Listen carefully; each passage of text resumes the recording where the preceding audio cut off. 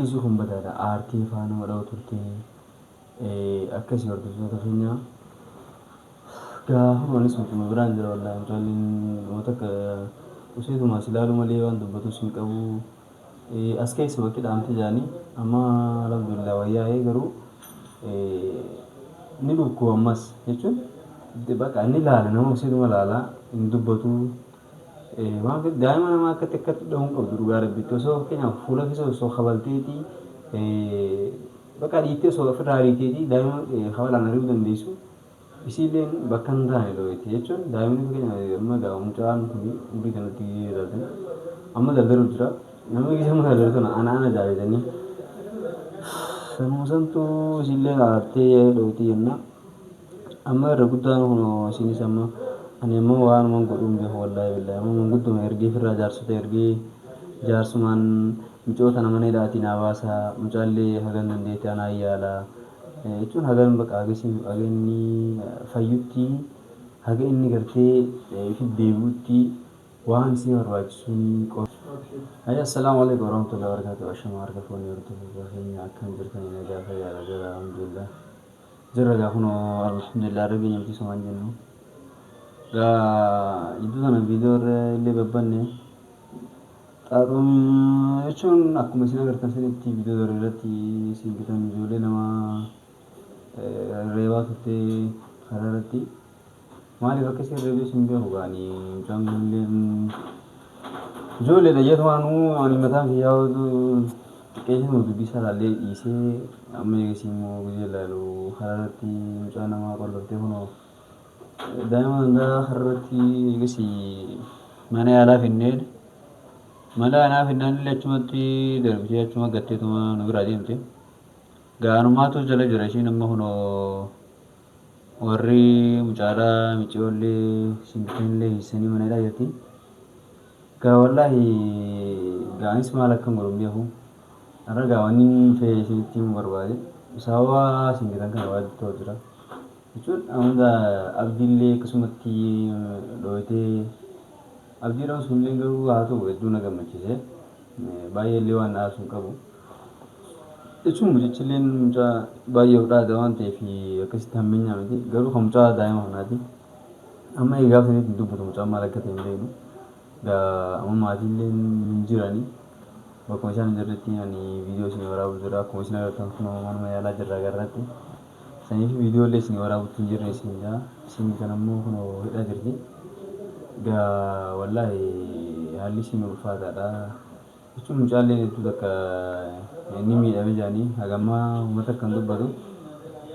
maal akka inni ta'e hin beekne gaa hundaafuu isinis akkasii akkasumas hundinuu bakka isin jirtanitti kun warra tana waa takka isin wajji dubbanne inniiti jechuun haala jireenyaa kana keessa waa hedduu isin mudata waa hedduutu nama mudachuu danda'a namni obsuu qaba namni jechuun waan fedhallee yoo ta'e namni waan fedhallee yoo ta'e dubartiin obsa barbaachifti amma silaa guyyaa duraa sanii ani anaatu dubbachuu qaba ture guyyaan dhufin haadhii si maal naan jiru ana ammoo waan fedhallee yoo ta'e daa'ima dubbii daa'imaati jechuun daa'imni waa hedduu yaaddi jechuun laaffiseetu malaalee isiin ammoo maaliif akka isiin dho'ite hin beeku ani gaalama faallee mucaan daa'imni gaa akka fedhallee yoo jee laafisteetu malaaltee ammoo fuuluma keessa kabaltee dhiistee gaariidha daa'ima namaa as keessa dho'itee hidda kanatu waa ta'e jaanii amma toroonni kun mucaan namaa akkamatti jechuun ilaala baqaanii dubbata jechuun ijaansi alagaa dubbatee akkana jechuun hin danda'u bishaan si yoo taate harkumaan ja'a nyaatallee taate harkumaan ja'a jechuun nyaatallee hedduu nyaachuu hin danda'u amma gammatti wallaahi harreen namaa wayyaadhaa uumama maatii osoo hin dhufin dura dhufanii warri uffata raayii jiran fakkaatti gaa hortoota keenya wallaahi maa waa hedduu nu jechuudha ammaan dalagaa ganaa warrallee jaarsota itti ergee manguddoo ergee mukanya yoo isumaama akkasiin bitan wantiidhaa fi maneedhaaf akkanaa baasanii gaafadhaa jee yaadiin ture namaan itti ergullee nagarraa gammaatti warri isaanillee baay'ee lolu ture jaanii mucaadha amma biyyuma kanaa yoo gara loluu danda'anii rabbumaan nu hawaasu maleedha keessattuu balaan dubartii irraa haala dhugaa hedduu akka ulfaatudha micoon harka jirti harkisii hundee maal akka qabu hin beekanii yoo nama dho'ite hin hambistu amma abdiin maal akka inni maal akka inni jiranii abdiin hedduu takka jechuun miidhaan isaa bakka hin taane dhiittee jaanii ani gaambeeni wallaahi hedduu takka ulfaata jeetii yaada waa hundaaf immoo wanni tuma keessa jiru waan biraa kan taane singitan silaa hidhamtee hidha jirti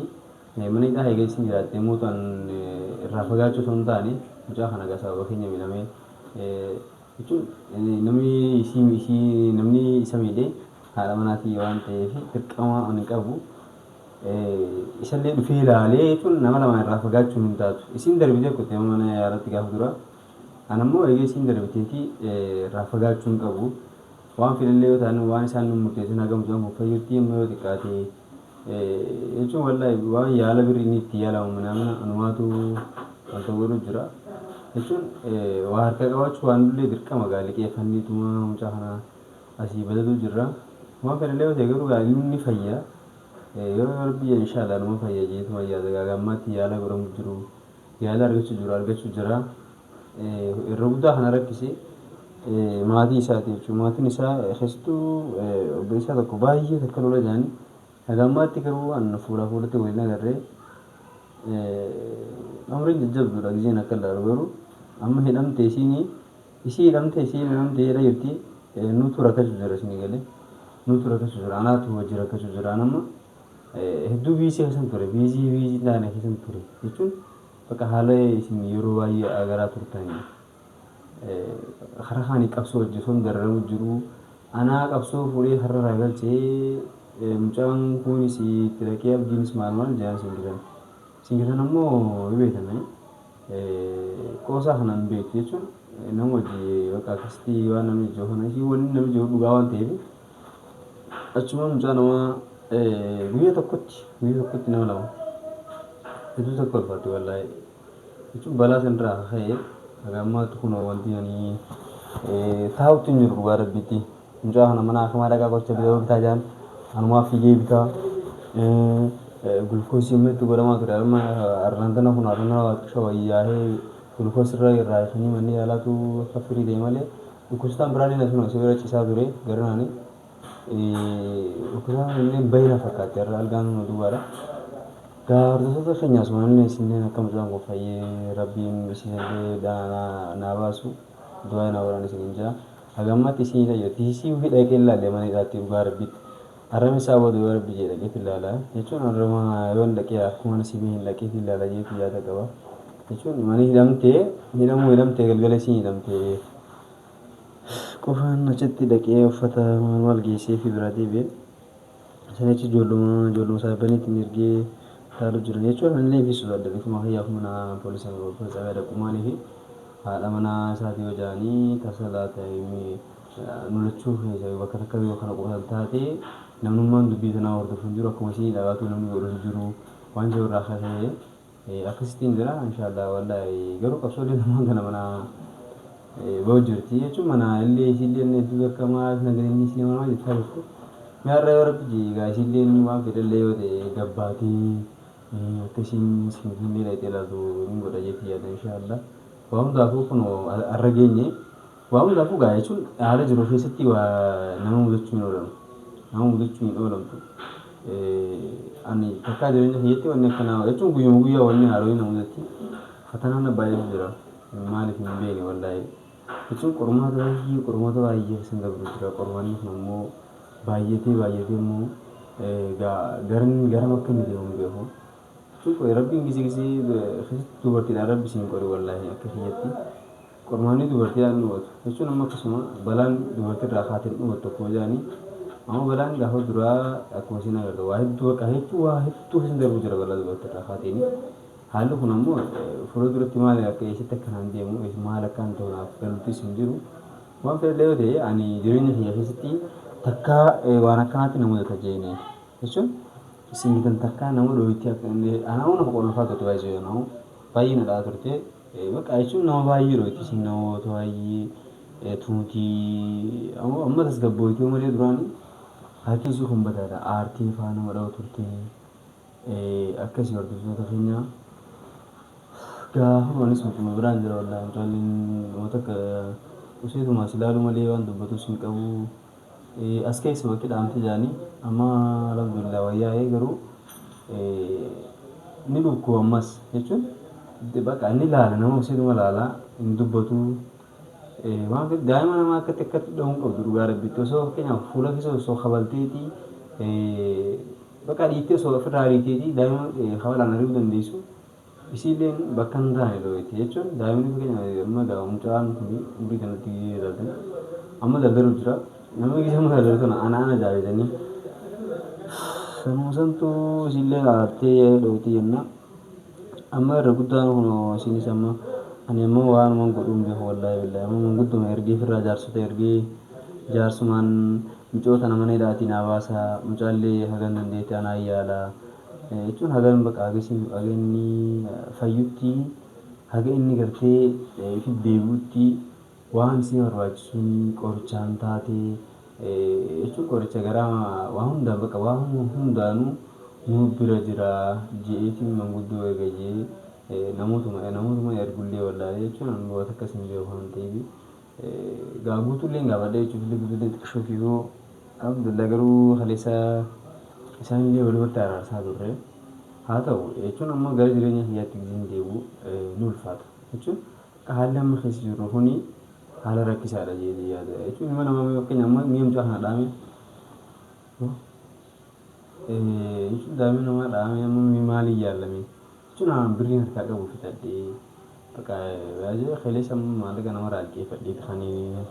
inni isa ittiin qorichaa fi maal maaliin bitaa ture. Sanbira darbee amma ishiilee si'achii manneedhaa jirti manneedhaatii baasuudhaaf ammoo waa hedduu nama gaafata poolis xabiyaa yoo dhalate ammoo poolis xabiyaatti waa hedduu nusi gaafatanii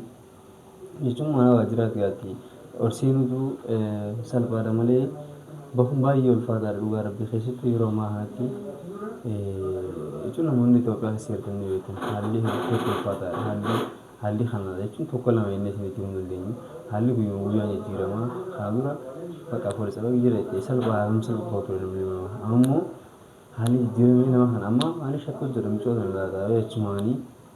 micoon akka ispoortii beekamti jechuun akkasuma turizii ilaaltee qaamni fiizikaalii nama ispoortii waan fakkaattuu fi laata biyyoota nama karaa biraa oofanii achi waan jiruutu na dhagahamu jira. Saniif immoo waan kanatti akka isin gartee homaan ta'anii akka isin poolisiillee akkana oofnii fi jaarsota erguudhaafiin barbaadu jira inshaallah yoo danda'amu taate namoota akka guutuufaa jechuun namoota maqaan jaba laaliitiin erga jeetii yaada inshaallah akkasii hordoftoota keenya mucaa kanallee rabbiin akkasumas du'aa godhaadha. Haga jirrutti inshaallah keessumaa baay'eetii waan kana keessaa baay'eetii yaada akkasii isinillee nagaa nu oola. Assalaamu alaikum warahmatullahi wabarakatuh.